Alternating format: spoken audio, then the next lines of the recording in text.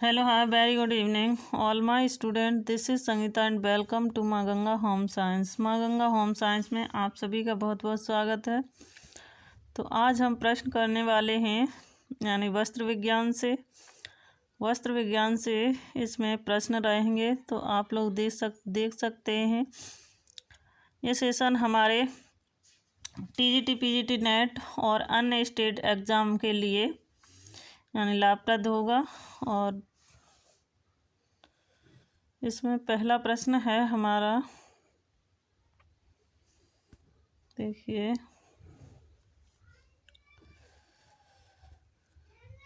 पहला प्रश्न कह रहा है प्राचीन काल में वस्त्र बुने जाते थे किसके द्वारा, यानी हाथों से या साधारण मशीन द्वारा या सभी स्वचालित मशीन द्वारा या इन सभी से। ओफो,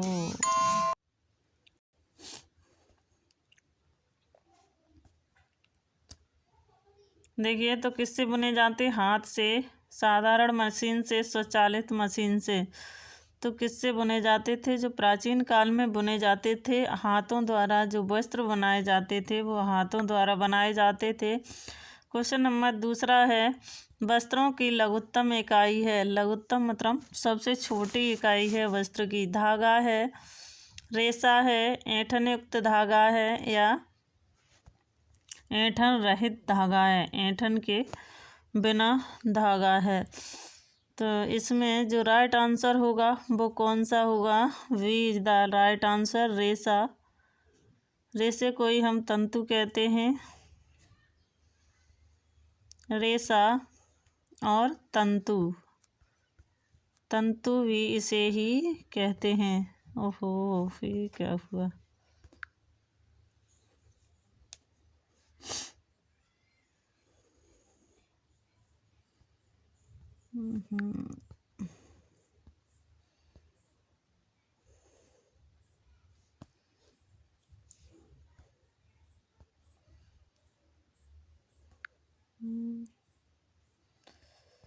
ये क्या हो रहा है भाई।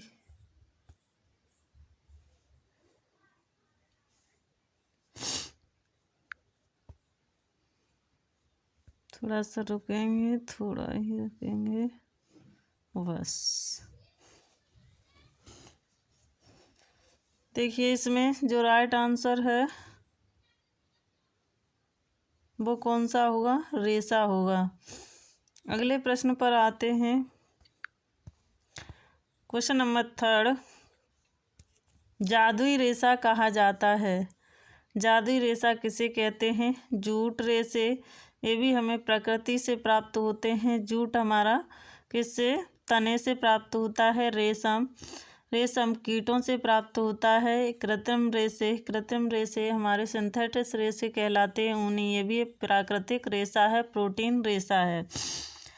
तो इसमें हमारा कृत्रिम रेशा कौन सा है, जादुई रेशा कृत्रिम में आता है, जो हमारा नायलॉन कहलाता है। इसका राइट आंसर होगा D is the right answer. अगले प्रश्न पर आते हैं। अगला प्रश्न है प्रश्न नंबर 4, प्राचीन काल में लोग वस्त्र पहनते थे क्योंकि वस्त्र से मौसम की भीषण मार से रक्षा होती थी, शरीर सुंदर एवं आकर्षक दिखता था, शर्म और लज्जा वे वस्त्र पहनते थे या सामाजिक प्रतिष्ठा मिलती थी। इसमें राइट आंसर कौन सा होगा, तो ए इज द राइट आंसर, वस्त्र से मौसम की भीषण मार से रक्षा होती थी। अगले प्रश्न पर आते हैं। अगला प्रश्न है, आज समाज में वस्त्र का महत्व बहुत अधिक बढ़ गया है,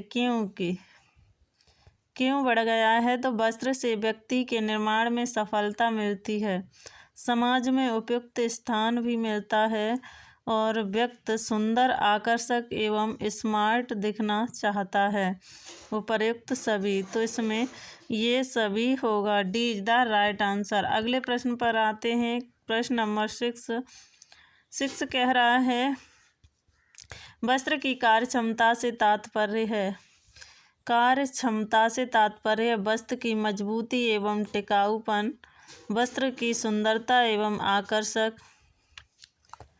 व्यक्ति की कार्य क्षमता में वृद्धि होना। तो वस्त्र की कार्य क्षमता से वस्त्र की कार्यक्षमता से तात्पर्य है, तो वस्त्र की मजबूती और टिकाऊपन इज द राइट आंसर। अगले प्रश्न पर आते हैं। प्रश्न नंबर 7।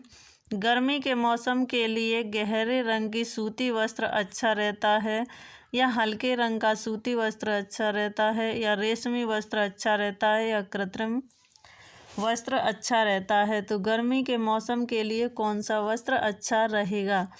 तो ये रेशम और कृत्रिम।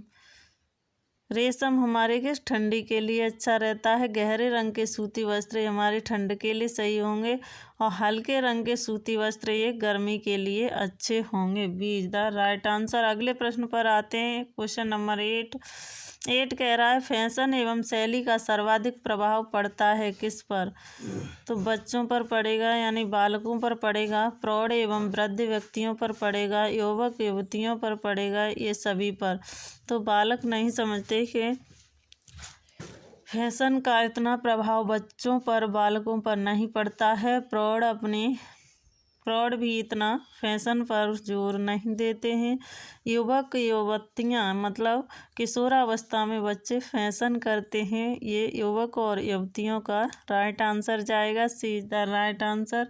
किशोरावस्था में बच्चे फैशन की ओर अधिक अग्रसर होते हैं।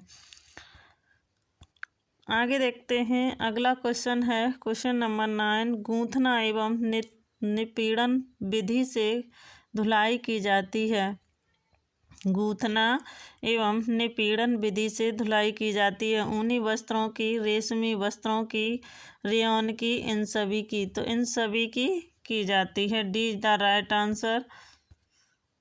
आगे देखते हैं। अगला प्रश्न है सर्वाधिक मजबूत रेशा है। तो रेयॉन है, रेशम है, ऊन है, कपास है। तो ये सबसे कमज़ोर रेशा है और जो रेशम है ये सबसे मजबूत रेशा है प्रकृति में। B is the right answer. अगले प्रश्न पर आते हैं। अगला प्रश्न है प्राचीन काल में मनुष्य ने वस्त्र बुनना सीखा।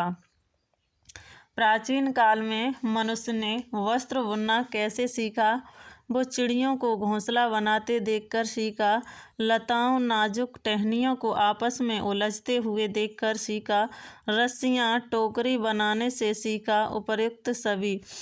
तो प्राचीन काल में मनुष्य ने चिड़ियों को घोंसला बनाते हुए देखा और लताओं नाजुक टहनियों को आपस में उलझते हुए देखा और रस्सियाँ टोकरी बनाने से ये वस्त्र बनाने की कला को उन्होंने सीखा। जब मनुष्य प्राचीन काल में था इसी सभी से उसने वस्त्र निर्माण का कार्य सीख लिया।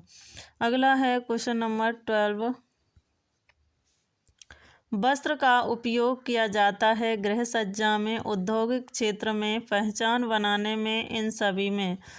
तो वस्त्र का उपयोग हम गृह सज्जा घर की साज सजावट में भी करेंगे, औद्योगिक क्षेत्र में भी करेंगे वस्त्र का प्रयोग और पहचान बनाने में भी। वस्त्र से पहचान सकते हैं ये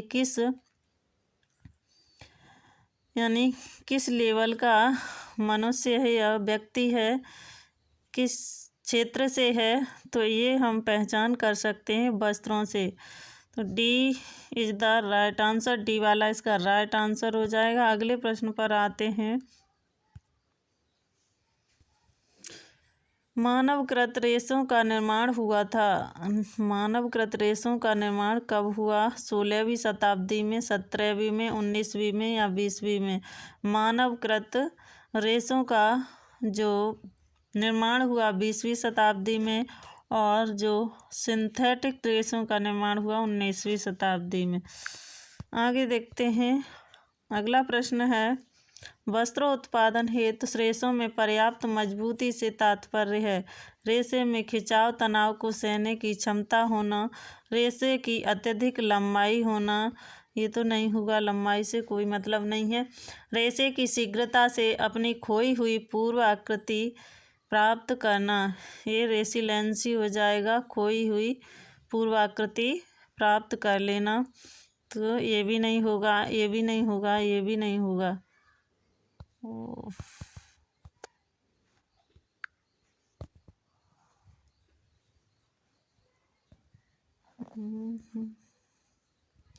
इसका जो राइट आंसर होगा वो कौन सा होगा?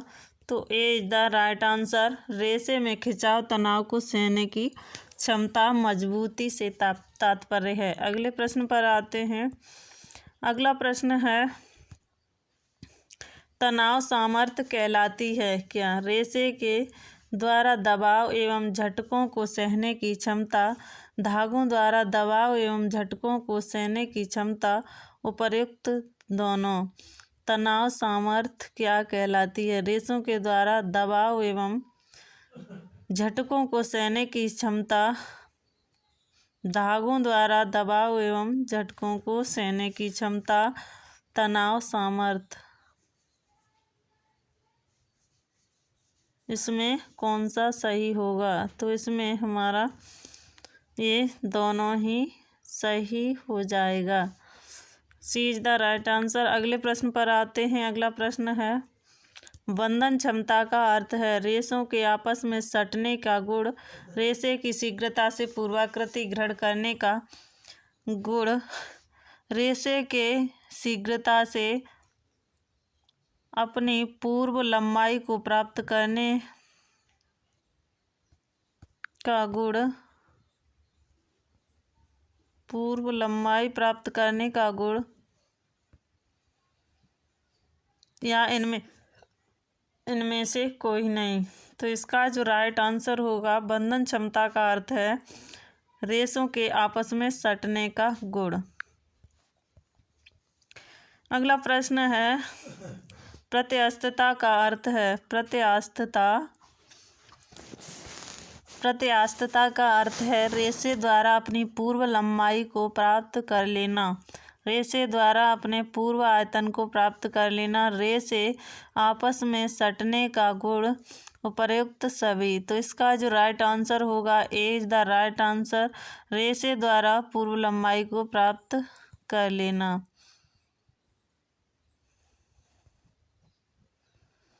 अगला है, सबसे अधिक आर्द्रता अवशोषक का गुण होता है। तो नायलॉन में अवशोषकता का गुण नहीं होता है क्योंकि पानी वो नहीं सोखता है। पॉलिस्टर ये भी नहीं सोखता है, और कपास, रेयॉन भी सोखता है बट इतना नहीं। कपास अगर पानी में डाल दिया जाए तुरंत उस पानी को पी जाता है, यानी सोख जाता है। तो इसमें जो अवशोषकता, आर्द्रता अवशोषकता का गुण किस में अधिक होता है? तो ये कपास में अधिक होता है। सी इज द राइट आंसर। अगले प्रश्न पर आते हैं। अगला प्रश्न है हमारा प्रश्न नंबर 19। रेशे की ज्वलनशीलता की माप की जाती है तो किससे? रेशे के घनत्व से, रेशे की अनम्यता से, रेशे की प्रत्यास्थता से, या समय से? तो ये समय से ज्वलनशीलता की माप की जाती है। अगला प्रश्न है, छोटे रेशे को कहा जाता है फिलामेंट, उपरोक्त दोनों स्टेपल। तो छोटे रेशे को हम क्या स्टेपल कहते हैं, बड़े रेशे को हम क्या फिलामेंट कहते हैं। बड़े रेशे को हम फिलामेंट कहते हैं, बड़े रेशे को हम फिलामेंट कहते हैं, और छोटे रेशे को स्टेपल कहते हैं। अगले प्रश्न पर आते हैं। वस्त्र की मूल इकाई है, तो ये पहले भी बता चुकी हूँ। वस्त्र की मूल इकाई क्या है? रेशा है, सूत है, या यार्न है, या इनमें से कोई नहीं। तो रेशा मतलब तंतु, रेशा मतलब तंतु। फाइबर और फैब्रिक दो होते हैं, इसमें अंतर आप लोग समझ लेना। फाइबर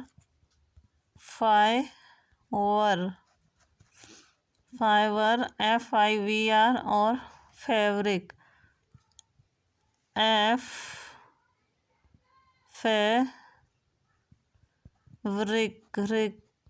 फैब्रिक ये अलग होता है। फैब्रिक मतलब कपड़ा होता है, और फाइबर मतलब तंतु, रेशा होता है।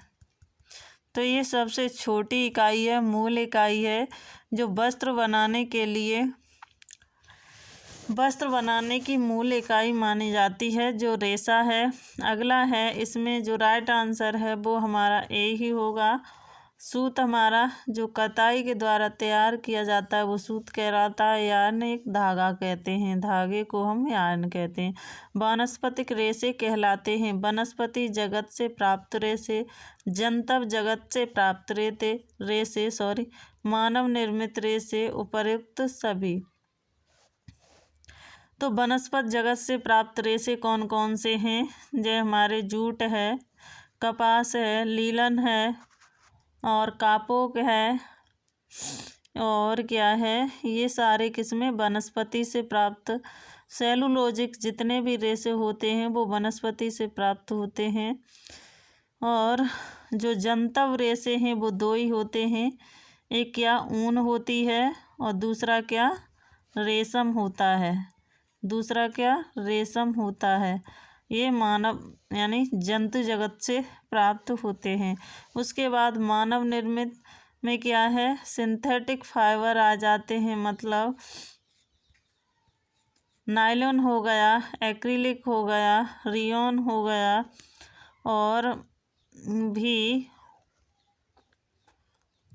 डेक्रोन, ये सभी इसी में मानव निर्मित में आते हैं। तो इसका जो राइट आंसर होगा, वानस्पतिक रेशे पूछे हैं इसने, तो इसमें वानस्पतिक रेशे कौन से हैं? तो वनस्पति जगत से प्राप्त रेशे वानस्पतिक रेशे कहलाते हैं। अगले प्रश्न पर आते हैं। अगला प्रश्न है, वानस्पतिक रेशे की मौलिक संरचना क्या है? वानस्पतिक रेशे की मौलिक संरचना क्या है? Nitrocellulose, protein, polyester, cellulose. तो चारों ऑप्शन को देखते हैं। नाइट्रोसेलुलोज किस में होगा? नाइट्रोसेलुलोज इसमें। इससे क्या बनता है? रियोन बनता है। और ये प्रोटीन किस में? ऊन में होता है, रेशम में होता है। ऊन रेशम में प्रोटीन पाया जाता है, ऊन और रेशम में प्रोटीन पाया जाता है। सेलुलोज हमारा किस में? वानस्पतिक में सेलुलोज पाया जाता है। वानस्पतिक में सेलुलोज पाया जाता है। और पॉलिस्टर हमारा कृत्रिम रेशा है। पॉलिस्टर क्या है? कृत्रिम रेशा है। पॉलिस्टर कृत्रिम रेशा है, तो ये भी हमारा नहीं होगा। प्रोटीन भी नहीं होगा, वानस्पतिक ये ऊन और रेशम में होता है। नाइट्रोसेलुलोज ये किसमें?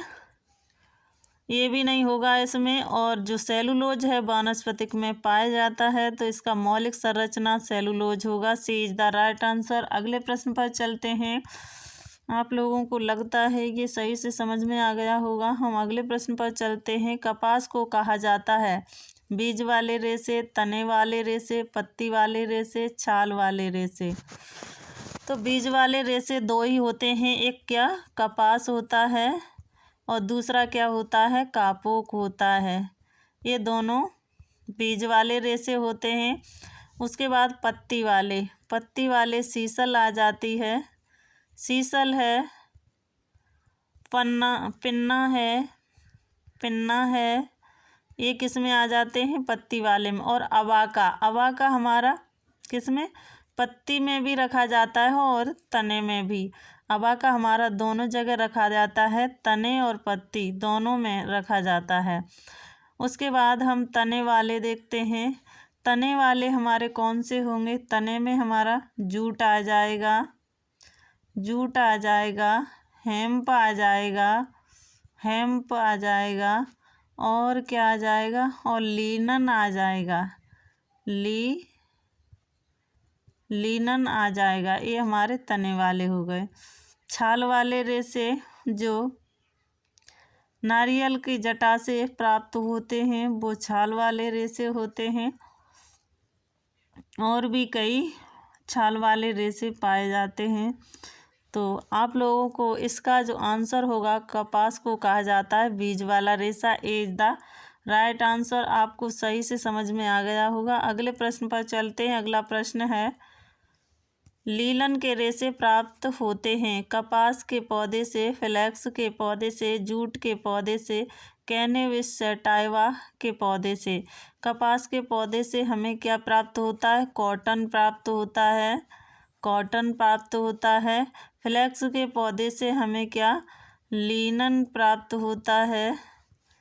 और जूट से हमें क्या, जूट प्राप्त होता है। जूट के पौधे से बोरे और बोरी रस्सियाँ बनाई जाती हैं। कैनवास एक कपड़ा होता है। तो इसमें इसका कोई नहीं, तो इसका जो राइट आंसर है बी, फ्लैक्स के पौधे से। लीलन कहाँ से प्राप्त होता है, फ्लैक्स के पौधे से। B is the right answer. तो आज हमने 25 ही क्वेश्चन की बात की है और इसमें बहुत सारे अभी क्वेश्चन हैं। देखिए कितने क्वेश्चन हैं इसमें, देख लेते हैं एक बार। देखिए 71 क्वेश्चन हैं।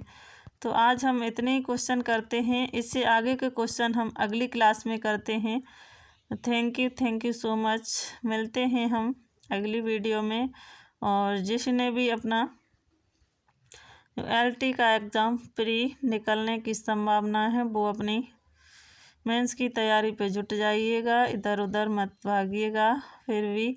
और मेरी एक राय है कि आप मेंस की तैयारी करेंगे फिर भी हमारी TGT की तैयारी अच्छी हो जाएगी, इससे कोई हानि नहीं होगी। तो आप लोग ये तैयारी करते रहिएगा। Thank you so much. मिलते हैं हम अगली क्लास में और अगले क्वेश्चनों के साथ।